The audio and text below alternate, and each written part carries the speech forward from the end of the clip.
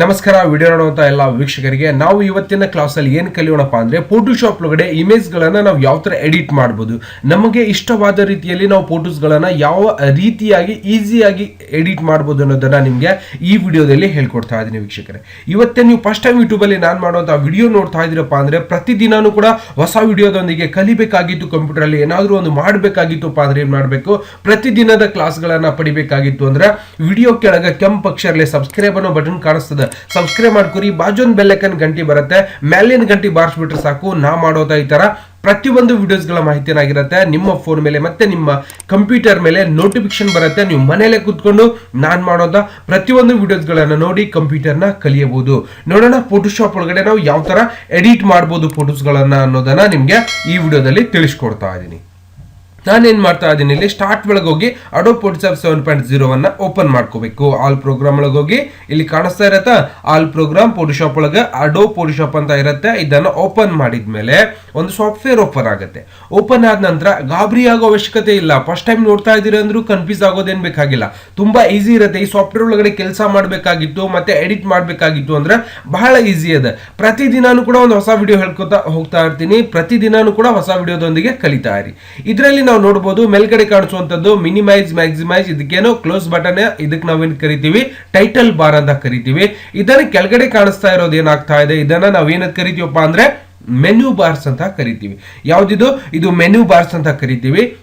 ಇಲ್ಲಿ ಕೆಳಗಡೆ ಕಾಣಿಸುವಂತದಕ್ಕೆ ನಾವೇನು ಕರಿತೀವಿ ಆಪ್ಷನ್ಸ್ ಬಾರ್ ಅಂತ ಹೇಳ್ತೀವಿ. ಇದನ್ನ ಟೂಲ್ಸ್ ಬಾರ್ ಅಂತ ನಾವು ಕರಿತೀವಿ. ಅಂದ್ರೆ ಯಾವ ಟೂಲ್ ಗಳನ್ನ ತಗೊಂಡು ಯಾವ ತರ ಕೆಲಸ ಮಾಡಬಹುದು ಅನ್ನೋದನ್ನ ಪರ್ಫೆಕ್ಟ್ ಆಗಿ ಗೊತ್ತಾಗ್ಬಿಡತ್ತೆ ನಿಮ್ಗೆ. ನೆಕ್ಸ್ಟ್ ಇದರಲ್ಲಿ ಕಾಣಿಸ್ತಾ ಇದೆ ಒಂದು, ಇದಕ್ಕೆ ಲೇಯರ್ ಪ್ಲಾಂಟ್ ಅಂತ ನಾವು ಕರಿತಾ ಇರ್ತೀವಿ. ಲೇಯರ್ ಪ್ಲಾಂಟ್ ಆದ ನಂತರ ಇದಕ್ಕೆ ಕ್ಯಾರೆಕ್ಟರ್ಸ್ ಅಂತಾನು ಇರುತ್ತೆ, ಇದನ್ನ ಕ್ಲೋಸ್ ಕೂಡ ನೀವು ಮಾಡ್ಕೋಬಹುದು. ಸಪೋಸ್ ಇಲ್ಲಿ ಇರುವಂತ ನಾವೆಲ್ಲ ಕ್ಲೋಸ್ ಮಾಡಿದೀವಿ, ವಾಪಸ್ ಪಡಿಬೇಕಾಗಿತ್ತು ಅಂದ್ರೆ ವಿಂಡೋಸ್ ಒಳಗೆ ಹೋಗಿ ಕ್ಯಾರೆಕ್ಟರ್ಸ್ ಮತ್ತೆ ಲೇಯರ್ಸ್ ಇವುಗಳನ್ನ ನೀವು ಆಕ್ಟಿವೇಶನ್ ಮಾಡ್ಕೋಬಹುದು. ಓಕೆನಾ. ನೆಕ್ಸ್ಟ್ ಇದಾದ್ಮೇಲೆ ನನ್ಗೆ ಇವತ್ತು ನಿಮ್ಗೆ ಒಂದು ಪಾಸ್ಪೋರ್ಟ್ ಸೈಜ್ ಫೋಟೋಸ್ ಅನ್ನ ಮಾಡಿ ತೋರಿಸ್ತಾ ಇದ್ದೀನಿ. ಅಂದ್ರೆ ಡ್ರೆಸ್ ಅನ್ನ ಬದಲಾವಣೆ ಮಾಡಿ ಬೇರೆ ಡ್ರೆಸ್ ಅನ್ನ ಹಾಕಿ ಒಂದು ಪಾಸ್ಪೋರ್ಟ್ ಸೈಜ್ ನಾವು ಯಾವ ತರ ರೆಡಿ ಮಾಡಬಹುದು ಅನ್ನೋದನ್ನ ಈ ವಿಡಿಯೋದಲ್ಲಿ ನಿಮ್ಗೆ ತೋರಿಸ್ಕೊಡ್ತಾ ಇದ್ದೀನಿ. ತುಂಬಾ ಸುಲಭವಾಗಿದೆ. ಓಕೆನಾ. ನಾನು ಇದನ್ನ ಓಪನ್ ಮಾಡ್ಕೊತಾ ಇದ್ದೀನಿ. ಇಲ್ಲಿ ಯಾವ ಫೋಟೋನ ಎಡಿಟ್ ಮಾಡಬೇಕಾಗಿದೆಯೋ ಆ ಫೋಟೋನ ನಾನು ಡೆಸ್ಕ್ಟಾಪ್ ಮೇಲೆ ಇಟ್ಕೊಂಡಿದ್ದೀನಿ, ಅದನ್ನ ಓಪನ್ ಮಾಡ್ಕೋತಾ ಇದ್ದೀನಿ. ಓಕೆನಾ. ಓಪನ್ ಮಾಡ್ತಿದ್ದಾನೆ. ಇಲ್ಲಿಂದ ಆಲ್ ಫೋಲ್ಡರ್ ಅಂತ ಇದೆ, ಡೆಸ್ಕ್ಟಾಪ್ ಮೇಲೆ ಸೆಲೆಕ್ಟ್ ಇದೆ. ಇಲ್ಲಿ ಇಬ್ಬರು ಸ್ಟೂಡೆಂಟ್ ಗಳ ಫೋಟೋನ ನಾನು ಓಪನ್ ಮಾಡ್ತಾ ಇದ್ದೀನಿ. ಇದ್ರಲ್ಲಿ ನನ್ಗೆ ಏನ್ ಬೇಕಾಗಿದೆ, ಇವರಿಗೆ ಒಂದು ಡ್ರೆಸ್ ಅನ್ನ ಬದಲಾವಣೆ ಮಾಡಿ ಮತ್ತೆ ಹಿಂದಿನ ಬ್ಯಾಕ್ ಗ್ರೌಂಡ್ ಕೂಡ ಬದಲಾವಣೆ ಮಾಡಿ ಅವರಿಗೆ ಒಂದು ಪಾಸ್ಪೋರ್ಟ್ ಸೈಜ್ ಫೋಟೋನ ನಾನು ರೆಡಿ ಮಾಡ್ಕೋಬೇಕಾಗಿದೆ. ಅವಾಗ ಏನ್ ಮಾಡ್ಬೇಕಾಗಿದೆ, ಇಲ್ಲಿಂದ ಮ್ಯಾಜಿಕ್ ವಿನ್ ಟೂಲ್ ಅಂತ ಸಿಗುತ್ತೆ ನಿಮ್ಗೆ. ಇದನ್ನ ಜಸ್ಟ್ ಇಷ್ಟು ಕ್ಲಿಕ್ ಮಾಡಿದ್ರೆ ಸಾಕು, ಪೂರ್ತಿ ನೋಡಿ ಸೆಲೆಕ್ಟ್ ಆಗ್ಬಿಡುತ್ತೆ.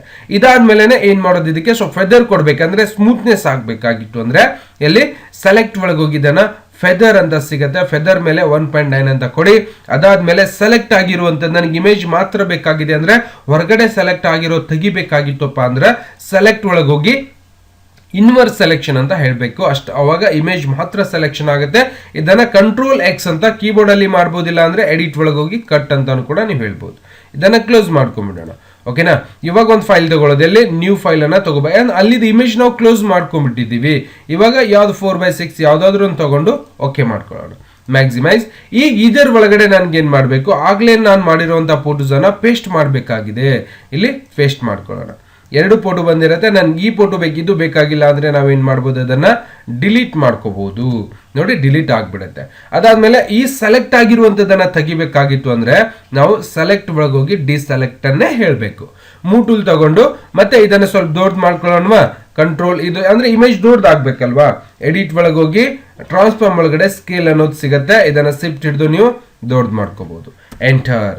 ಇಷ್ಟಂದ್ರೂ ಬಂದಿದೆ ನನ್ಗೆ, ಇಷ್ಟಂದ್ರೂ ಬಂದದ್ದು. ಈಗೇನ್ ಮಾಡ್ಬೇಕಾಗಿದೆ, ನನ್ಗೆ ಇಲ್ಲಿ ಡ್ರೆಸ್ ಗಳನ್ನ ಬದಲಾವಣೆ ಮಾಡ್ಬೇಕು. ಓಕೆನಾ. ಅವರು ಟಿ ಶರ್ಟ್ ಉಟ್ಕೊಂಡಿದ್ದಾರೆ, ಇದನ್ನ ತೆಗೆದು ನಾನು ಬೇರೆ ಡ್ರೆಸ್ ಅನ್ನ ಫಾರ್ಮುಲಾ ಡ್ರೆಸ್ ಅನ್ನ ಅವರಿಗೆ ಉಡಿಸ್ಬೇಕಾಗಿದೆ. ಓಕೆ, ತೊಡಸ್ಬೇಕಾಗಿದೆ.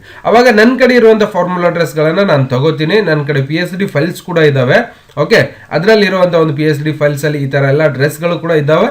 ಅದನ್ನ ನಾನೇನ್ ಮಾಡ್ಕೋತಾ ಇದ್ದೀನಿ, ಇದನ್ನ ಡೈರೆಕ್ಟ್ ಆಗಿ ಈ ತರ ಜಗ್ಗಿ ಫೋಟೋಶಾಪ್ ಅಲ್ಲಿ ತಂದು ಹಿಂಗ ತಂದು ಓಪನ್ ಮಾಡ್ಕೋತಾ ಇದ್ದೀನಿ. ಓಕೆ, ಇದರಲ್ಲಿ ನನಗೆ ಯಾವ ಡ್ರೆಸ್ ಬೇಕಾಗಿದೆಯೋ ಆ ಡ್ರೆಸ್ಸನ್ನು ನಾನು ಅಲ್ಲಿ ತಗೊಂಡು ಹೋಗ್ತಾ ಇದ್ದೀನಿ. ಓಕೆ, ನನಗಿದು ಬ್ಲ್ಯಾಕ್ ಬೇಕಾಗಿದೆಯಾ, ಇದನ್ನು ತಗೊಂಡು ಹೋಗ್ಬೋದು, ಇಲ್ಲ ಇದನ್ನು ತಗೊಂಡು ಹೋಗ್ಬೋದು. ನಿಮ್ಗೆ ಯಾವ್ದು ಬೇಕೋ ಅದನ್ನು ನೀವೇನು ಮಾಡ್ಬೋದು, ಇಲ್ಲಿ ಅಪ್ಲೈನ ಮಾಡ್ಬೋದು. ಓಕೆ, ನಾನು ಇದನ್ನೇ ತಗೊಂಡು ಹೋಗ್ತಾ ಇದ್ದೀನಿ. ಓಕೆ, ಡ್ರ್ಯಾಗ್ ಆ್ಯಂಡ್ ಡ್ರಾಪ್ ಮಾಡಿ ಈ ಥರ ಇಟ್ಕೊಂಬಿಡಿ. ನೆಕ್ಸ್ಟ್ ಇದನ್ನು ಮ್ಯಾಕ್ಸಿಮೈಸ್ ಮಾಡ್ಕೊಳ್ಳೋದು. ಈಗ ಇದನ್ನೇನು ಮಾಡಬೇಕು, ಅವರು ಇದನ್ನೇನು ಅವ್ರ ಕುತ್ತಿಗೆ ಭಾಗ ಎಷ್ಟಿದೆಯಲ್ಲ ಅಷ್ಟೇ ದೊಡ್ಡದನ್ನು ಮಾಡ್ಕೋಬೇಕು. ಇದಕ್ಕೂ ಕೂಡ ದೊಡ್ಡದು ಮಾಡಬೇಕಾಗಿತ್ತು ಅಂದರೆ ಎಡಿಟ್ ಇಲ್ಲಿ ಟ್ರಾನ್ಸ್ಫಾರ್ಮ್ ಒಳಗೆ ಹೋಗಿ ಸ್ಕೇಲ್ ಅಂತ ಹೇಳ್ಬೇಕು, ಮತ್ತೆ ದೊಡ್ಡದಾಗಬೇಕಲ್ಲ, ಅದು ಶಿಫ್ಟ್ ಹಿಡಿಬೇಕು. ನೋಡಿ ಈ ಥರ ಹಿಂಗೆ ಜಗ್ಬಾರ್ದು, ಅದು ರಾಂಗ್. ಓಕೆ, ಎಂಟರ್ ಹೊಡ್ಕೊಳ್ಳಿ, ಕಂಟ್ರೋಲ್ ಜಡ್ ಮಾಡಿದರೆ ವಾಪಸ್ ಬರುತ್ತೆ. ನೀವೇನು ಎಡಿಟ್ ಮಾಡಿರ್ತೀರಲ್ಲ ವಾಪಸ್ ಅಲ್ಲಿ ಅದೇ ಜಾಗಕ್ಕೆ ಬರುತ್ತೆ. ನೋಡಿ ಸ್ವಲ್ಪ ಸಣ್ಣ ಮಾಡ್ಬೇಕಿನ್ನು. ಓಕೆ, ಅವ್ರ ಕುತ್ತಿಗೆ ಮತ್ತು ಈ ಡ್ರೆಸ್ಸಿನದು ಮತ್ತು ಇಲ್ಲೇನಿದೆಯಲ್ಲ ಇದು ಗ್ಯಾಪ್ ಕರೆಕ್ಟಾಗಿ ಮ್ಯಾಚ್ ಆಗಬೇಕು. ಹಾಗಾಗಿ ಅದನ್ನು ನೀವು ಸ್ವಲ್ಪ ಸ್ಕೇಲ್ ಮಾಡೋದ್ರೊಳಗೆ ಕರೆಕ್ಟಾಗಿನೂ ಕೂಡ ಮಾಡ್ತಾ ಇರಬೇಕು, ಅವಾಗ ಕರೆಕ್ಟಾಗಿ ಕೂಡುತ್ತೆ ಅದು. ಓಕೆ, ಬರುತ್ತೆ, ನಾನು ತೋರಿಸ್ತೀನಿ ನಿಮಗೆ. ಭಾಳ ಮೇಲೆ ಕೂಡ ಹೋಗಬಾರ್ದು, ಇಷ್ಟನ್ನು ಇನ್ನೂ ಸ್ವಲ್ಪ ಸಣ್ಣದು ಎಂಟರ್ ಮಾಡ್ಕೊಳ್ಳಿ. ಈಗ ಸ್ವಲ್ಪ ಮೇಲೆ ಕೂಡ ತಗೋಬೋದು. ಇನ್ನು ಸ್ವಲ್ಪ ಡ್ರೆಸ್ ನಮಗೆ ಏನು ಮಾಡಬೇಕು, ಇನ್ನು ಇಲ್ಲಿ ಕಾಣಿಸ್ತಾ ಇದೆ ನೋಡಿ, ಸ್ವಲ್ಪ ಇನ್ನೂ ಡಿಸ್ಟೆನ್ಸ್ ಆಗಬೇಕು. ಕಂಟ್ರೋಲ್ ಟಿ ಮಾಡ್ಕೊಳ್ಳೋದು, ಮತ್ತೆ ಸ್ವಲ್ಪ ಸಣ್ಣ ಮಾಡ್ಕೊಳ್ಳೋದು, ಎಂಟರ್. ಇವಾಗ ಇದನ್ನೇ ಸ್ವಲ್ಪ ಮೇಲ್ಗಡೆನೂ ಕೂಡ ನೀವು ತಗೋಬೋದು. ಓಕೆನಾ, ಈ ಥರ ಇನ್ನೂ ಸ್ವಲ್ಪ ಜಾಸ್ತಿ ಮಾಡಬೇಕಾಗಿದೆಯಾ. ಓಕೆ, ಇನ್ನೂ ಸ್ವಲ್ಪ ನಾವು ಏನು ಮಾಡಬೇಕು, ಇಲ್ಲಿ ಸ್ಕೇಲ್ ಮಾಡ್ಕೋಬೇಕು. ಕಂಟ್ರೋಲ್ ಟಿ, ಯಾಕಂದರೆ ಅಡ್ಜಸ್ಟ್ಮೆಂಟ್ ಈಸ್ ವೆರಿ ಇಂಪಾರ್ಟೆಂಟ್ ಇದರಲ್ಲಿ.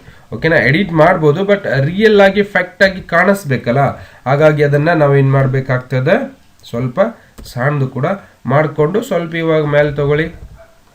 ಓಕೆ, ಇವಾಗ ನೋಡಿ ರಿಯಲ್ ಆಗಿ ಫ್ಯಾಕ್ಟಾಗಿ ಡ್ರೆಸ್ ಆಗಿ ಕಾಣಿಸ್ತಿರ್ಬೇಕು ನಮಗೆ. ಓಕೆ, ಈ ಥರ ಕಾಣಿಸ್ದಾಗ ಕಂಟ್ರೋಲ್ ಆಲ್ಟ್ ಹಿಡಿದು ವಾಪಸ್ ಹೋಗಿ ನೋಡಿ, ಈ ಥರ ಡ್ರೆಸ್ಸನ್ನು ಹಾಕಿಬಿಟ್ಟಿದ್ದೀವಿ. ನೆಕ್ಸ್ಟ್ ಈಗೇನು ಮಾಡಬೇಕು, ಇಲ್ಲಿ ಕಾಣಿಸುವಂಥದ್ದನ್ನು ಎರೇಜರ್ ಮಾಡ್ಕೋಬೇಕು. ಅವ್ರದ್ದೇನು ಕಾಣಿಸ್ತಿದೆಯಲ್ಲ, ಇವಾಗ ಇವೆರಡು ಒಂದು ಮಾಡ್ಕೋಬೇಕು. ಸಪೋಸ್ ಸರ್ ನನಗೆ ಡ್ರೆಸ್ ಕಲರ್ ಮಾತ್ರ ಚೇಂಜ್ ಮಾಡಬೇಕಾಗಿದೆ ಅಂದರೂ ಕೂಡ ನೀವು ಚೇಂಜನ್ನು ಮಾಡ್ಬೋದು. ಹೆಂಗೆ ಮಾಡೋದಪ್ಪ ಡ್ರೆಸ್ ಕಲರ್ ಚೇಂಜ್ ಮಾಡಬೇಕಾಗಿತ್ತು ಅಂದರೆ, ನೀವು ಇದೇ ಲೇಯರ್ ಮೇಲೆ ಸೆಲೆಕ್ಟ್ ಮಾಡಿಕೊಂಡು ಇಮೇಜ್ ಅಡ್ಜಸ್ಟ್ಮೆಂಟ್ ವೇರಿಯೇಷನ್ ಮೇಲೆ ಹೋಗ್ಬಿಟ್ರೆ ಸಾಕು. ವೇರಿಯೇಷನ್ ಮೇಲೆ ಹೋದಾಗ ನಿಮ್ಗೆ ಯಾವ ಥರ ಡ್ರೆಸ್ ಬೇಕೋ ಆ ಥರ ಡ್ರೆಸ್ ಕಲರ್ನ ನೀವೇನು ಮಾಡ್ಬೋದು, ಇಲ್ಲಿ ಬದಲಾವಣೆ ಕೂಡ ಮಾಡ್ಬೋದು. ತುಂಬ ಈಸಿಯಾಗಿರುತ್ತೆ. ಓಕೆನಾ, ಇಲ್ಲ ಸರ್ ಇಷ್ಟೇ ಇರಲಿ ಅಂದರೂ ಕೂಡ ಪರವಾಗಿಲ್ಲ. ಇವಾಗ ಇದನ್ನೇ ಕಟ್ ಮಾಡ್ಕೋಬೇಕು. ನಾವು ಏನು ಮಾಡಬೇಕಾಗಿದೆ, ಪಾಸ್ಪೋರ್ಟ್ ಮಾಡಬೇಕಲ್ವ. ಅವಾಗ ನಾವೇನು ಮಾಡಬೇಕು, ಇಲ್ಲಿಂದ ಕ್ರಾಪ್ ಟೂಲ್ ಸಿಗುತ್ತೆ. ಕ್ರಾಪ್ ಟೂಲ್ ಮೇಲೆ ಕ್ಲಿಕ್ ಮಾಡ್ತಿದ್ದಾನೆ, ಇಲ್ಲಿ ಸೈಜ್ ಕೊಡಬೇಕು ನೀವು ಎಷ್ಟು, 1.5 ಇಂಚ್ ಒಳಗಡೆ IN ಅಂತ ನೀವೇನು ಮಾಡಬೇಕಲ್ಲಿ ಕ್ಲಿಕ್ ಮಾಡಬೇಕು, IN. ನೆಕ್ಸ್ಟ್ ಇಲ್ಲಿನೂ ಕೂಡ 2 ಅಂತೇಳಿ IN ಫ್ರೆಶ್ ಮಾಡಿಕೊಂಡು ರೆಸಲ್ಯೂಷನ್ 300 ಅಂತಲೇ ಇಟ್ಕೊಂಡು ಇಲ್ಲಿ ಇಂಚ್ ಒಳಗಡೆ ಇಂಚ್ ಅಂತೂ ಇಟ್ಕೊಂಡಿದ್ದೀವಿ. ಓಕೆ, ಇವಾಗ ಇದನ್ನು ಕ್ರಾಪ್ ಮಾಡಬೇಕು. ಅಂದರೆ ಪಾಸ್ಪೋರ್ಟಿಗೆ ಒಂದು ಸೈಜ್ ಅನ್ನೋದು ಇರುತ್ತೆ, ಸುಮ್ಮನೆ ಬೇಕು ಬೇಡ ನಾವು ಸೈಜನ್ನು ಕಟ್ ಮಾಡ್ಲಿಕ್ಕೆ ಹಾಕೋದಿಲ್ಲ. ನಾನೇನು ಮೇಲ್ಗಡೆ ಇಟ್ನಲ್ಲ ಆ ಸೈಜೇ ನೀವೇನು ಮಾಡಬೇಕಾಗುತ್ತೆ, ಇಟ್ಕೊಂಡು ಎಡಿಟ್ ಮಾಡಬೇಕಾಗುತ್ತೆ. ಓಕೆನಾ, ಇಷ್ಟನ್ನು ತಗೊಂಡು ಈಗೇನು ಮಾಡೋಣ, ಇದಕ್ಕೆ ಎಂಟರ್ ಮಾಡಿದರೆ ಸಾಕು, ಕರೆಕ್ಟಾಗಿ ಕಟ್ ಆಗಿಬಿಡುತ್ತೆ. ನೋಡಿ ಆಗಿದೆಯಾ. ಈ ಕಟ್ ಆದ್ಮೇಲೆ ಏನು ಮಾಡೋದು, ಈಗ ನಾವು ಎರಡನ್ನ ಏನು ಮಾಡಬೇಕಾಗಿದೆ, ಕೂಡಿಸ್ಕೋಬಹುದು. ಅಂದರೆ ಶರ್ಟು ಮತ್ತು ಇದು ಬೇರೆ ಬೇರೆ ಇದೆ ನೋಡಿ. ಓಕೆನಾ, ಈ ಥರ ನಾವು ಅದರ ಮೇಲೆ ಶರ್ಟನ್ನು ಇಟ್ಕೊಂಡಿದ್ದೀವಿ. ಇವೆರಡು ಒಂದಾಗಬೇಕಾಗಿತ್ತು ಅಂದರೆ ನೀವೇನು ಮಾಡ್ಬೋದು ನೋಡಿ, ಇಲ್ಲಿ ಕಾಣಿಸ್ತಾ ಇದೆ. ಈ ಥರ ನಾವೇನು ಮಾಡ್ಬೋದು, ಶರ್ಟನ್ನು ಬೇರೆ ಮೇಲ್ಗಡೆ ಕೆಳಗಡೆನೂ ಕೂಡ ನಾವೇನು ಮಾಡ್ಬೋದು, ಈ ಥರ ಡ್ರೆಸ್ ತೆಗಿಬೋದು, ಹಾಕ್ಬೋದು. ನೋಡಿ ಎಷ್ಟು ಈಸಿಯಾಗಿದೆ. ಓಕೆನಾ, ಇಷ್ಟಿದೆ. ಇದನ್ನೇ ನಾವು ಜಸ್ಟ್ ಒಂದು ಕ್ಲಿಕ್ ಒಳಗಡೆ ನಾವು ಏನು ಮಾಡಿದ್ದೀವಿ, ಈ ಥರ ಬದಲಾವಣೆಯನ್ನು ಮಾಡಿಬಿಟ್ಟಿದ್ದೀವಿ. ನೀವು ನೋಡ್ಬೋದು, ಗೊತ್ತಾಗ್ತಿದೆಯಲ್ಲ, ತುಂಬ ಈಸಿಯಾಗಿರುವಂಥ ಮೆಥಡ್ ಇದು. ಓಕೆ, ಜಸ್ಟ್ ಈ ಥರ ಬಂದಿದೆ, ನಾವು ಈ ಥರ ಆ್ಯಡ್ ಮಾಡಿದ್ದೀವಿ. ಓಕೆ, ನೆಕ್ಸ್ಟ್ ಇದನ್ನೇ ನಾವೇನು ಮಾಡ್ಬೋದು, ಇವಾಗ ಇವೆರಡು ಒಂದು ಮಾಡ್ಕೊಳ್ಳೋಣ. ಲೇಯರ್ ಒಳಗೆ ಹೋಗಿ ಮರ್ಚ್ ಡೌನ್ ಅಂತ ಇರುತ್ತೆ, ಇದನ್ನು ಎರಡು ಲೇಯರ್ಸ್ಗಳನ್ನು ಕೂಡಿಸ್ಲಿಕ್ಕೆ ಇದನ್ನು ಅಪ್ಲೈ ಮಾಡ್ತೀವಿ. ಓಕೆ, ಆಗಲೇ ಬೇರೆ ಬೇರೆ ಇತ್ತು, ಇವಾಗ ಒಂದಾಗಿದೆ. ಓಕೆ, ಇವಾಗ ನೀವು ಕಣ್ ತೆಗೆದ್ರೆ ಸಾಕು, ಇಮೇಜ್ ಪೂರ್ತಿ ಹೋಗ್ಬಿಡುತ್ತೆ. ಈಗ ಇದರ ಹಿಂದ್ಗಡೆ ಒಂದು ಕಲರ್ ಆಗಬೇಕಲ್ಲ, ನ್ಯೂ ಲೇಯರ್ ತಗೊಂಡು ನಾವೇನು ಮಾಡೋದು, ಇಲ್ಲಿಂದ ಒಂದು ಕಲರ್, ಓಕೆ ಬಕೆಟ್ ತಗೊಳ್ಳೋದು, ಕಲರ್ ಫಿಲ್ ಮಾಡಿ. ಬಟ್ ಇಮೇಜ್ ಮೇಲ್ಗಡೆನೆ ಬಂದಿದೆ ಸರ್, ಇಮೇಜ್ ಕಾಣಿಸ್ತಾ ಇಲ್ಲಲ್ವಾ. ಓಕೆ, ಮೂಟೂಲ್ ತಗೊಂಡು ಇಮೇಜ್ ಮೇಲ್ಗಡೆ ಕಲರ್ ಇದೆ, ಈ ಕಲರ್ನ ಈ ಇಮೇಜ್ ಹಿಂದ್ಗಡೆ ಹಾಕ್ಬಿಡ್ಬೇಕು. ಓಕೆ, ಈ ಥರ ಬರುತ್ತೆ. ನೆಕ್ಸ್ಟ್ ಇದನ್ನೇ ಸ್ವಲ್ಪ ಇನ್ನೂ ಚೇಂಜಸ್ ಮಾಡಬೇಕು ಸರ್ ಅಂದರೆ ನೀವೇನು ಮಾಡ್ಬೋದು, ಇಮೇಜ್ ಅಡ್ಜಸ್ಟ್ಮೆಂಟ್ ಒಳಗೆ ಹೋಗಿ ಹುಲ್ ಸ್ಯಾಚುರೇಷನ್ ಅಂತ ಸಿಗುತ್ತೆ, ಇದರಲ್ಲಿ ನೀವು ಕಲರ್ಸನ್ನು ಬದಲಾವಣೆ ಮಾಡ್ಬೋದು. ಗೊತ್ತಾಗ್ತಿದೆಯಾ, ಈ ಥರ ಕಲರ್ಸನ್ನು ನೀವೇನು ಮಾಡ್ಬೋದು, ಇಲ್ಲಿ ಬದಲಾವಣೆ ಕೂಡ ನಿಮ್ಗೆ ಯಾವ ಥರ ಬೇಕೋ ಆ ಥರ ಬದಲಾವಣೆ ಕೂಡ ನೀವು ಮಾಡ್ಬೋದು. ನೋಡಿ, ನಿಮ್ಗೆ ಯಾವ ಥರ ಕಲರ್ಸ್ ಬೇಕಾಗಿದೆಯೋ ಆ ಥರ ಕಲರ್ಸನ್ನು ನೀವೇನು ಮಾಡ್ಬೋದು, ಇಲ್ಲಿ ಬದಲಾವಣೆ ಕೂಡ ಮಾಡ್ಬೋದು. ತುಂಬ ಈಸಿಯಾಗಿರುತ್ತೆ, ಏನು ಡಿಫ್ರೆಂಟ್ ಇರೋದಿಲ್ಲ. ತುಂಬ ಈಸಿಯಾಗಿರುವಂಥ ವಿಧಾನದೊಳಗಡೆ ನಾವೇನು ಮಾಡ್ಬೋದು, ಎಡಿಟನ್ನು ಮಾಡ್ಬೋದು. ಸಪೋಸ್ ಕಲರ್ ಸರ್ ನಮಗೆ ಇದರಲ್ಲಿ ಶೂಟೇಬಲ್ ಆಗ್ತಾ ಇಲ್ಲ, ನನಗೆ ಕಲರ್ ಬೇರೆ ಬೇಕಾಗಿದೆ, ತಗೋಬೋದು. ನಿಮ್ಗೆ ಯಾವ ಕಲರ್ ಬೇಕೋ ಆ ಕಲರ್ಸನ್ನು ನೀವೇನು ಮಾಡ್ಬೋದು, ತಗೊಂಡು ಅಪ್ಲೈ ಮಾಡ್ಬೋದು. ಓಕೆ ಮಾಡಿಕೊಂಡು ಬಕೆಟ್ ತಗೊಂಡು ಫಿಲ್ ಮಾಡೋದು. ಈ ಥರ ಕಲರ್ಸ್ ಕೂಡ ನೀವು ಯಾವ ಥರ ಬೇಕು ಆ ಥರ ಕಲರ್ಸ್ಗಳನ್ನು ಕೂಡ ನೀವೇನು ಮಾಡ್ಬೋದು, ಬಕೆಟ್ ತಗೊಂಡು ಕೊಡ್ಬೋದು. ತುಂಬ ಈಸಿಯಾಗಿರುತ್ತೆ, ಅದರೊಳಗೆ ಏನು ಬಹಳ ದೊಡ್ಡದೇನು ಇರೋದಿಲ್ಲ. ಓಕೆನಾ? ಈ ಥರ ತಗೊಂಡು ನಾವೇನು ಮಾಡ್ಬೋದು, ಪಾಸ್ಪೋರ್ಟ್ ಸೈಜ್ ಕಾಪಿಯನ್ನು ಕೂಡ ರೆಡಿ ಮಾಡ್ಕೋಬೋದು. ಓಕೆ, ಕಲರ್ಸ್ ಸರ್ ನಮ್ಗೆ ಈ ಥರ ಬೇಕು, ಯಾವ ಥರ ಬೇಕೋ ಆ ಥರ ಅಪ್ಲೈ ಮಾಡ್ಕೊಳ್ಳಿ. ಓಕೆ, ನಿಮಗೆ ಬಿಟ್ಕೊಟ್ಟಿದ್ದು ಕಲರ್ಸ್ ಒಳಗೆ ನಾನೇನು ಅದರೊಳಗೆ ನಿಮ್ಗೆ ಯಾವ ಥರ ಇಷ್ಟ ಆಗುತ್ತೆಯೋ ಆ ಥರ ಇಷ್ಟವಾದ ಕಲರ್ಸನ್ನು ನೀವೇನು ಮಾಡ್ಕೋಬೇಕು, ಬ್ಲೂ ಕಲರ್ ಅಥವಾ ಈ ಥರ ಯಾವುದಾದ್ರೂ ಒಂದು ನೀವು ಈ ಥರ ಕಲರ್ಸ್ಗಳನ್ನು ಇಟ್ಕೋಬೋದು. ಗೊತ್ತಾಗ್ತಿದೆಯಾ? ಈ ಥರ ಆದಮೇಲೆ ನಾವೇನು ಮಾಡ್ಕೋಬೋದು, ಇಮೇಜನ್ನು ಸೇವ್ ಮಾಡಬೇಕಾಗಿತ್ತು. ಅಂದರೆ ಇನ್ನು ಪಾಸ್ಪೋರ್ಟ್ ರೆಡಿ ಆಗಿಲ್ಲ, ಇಷ್ಟೇ ಆಗಿದೆ.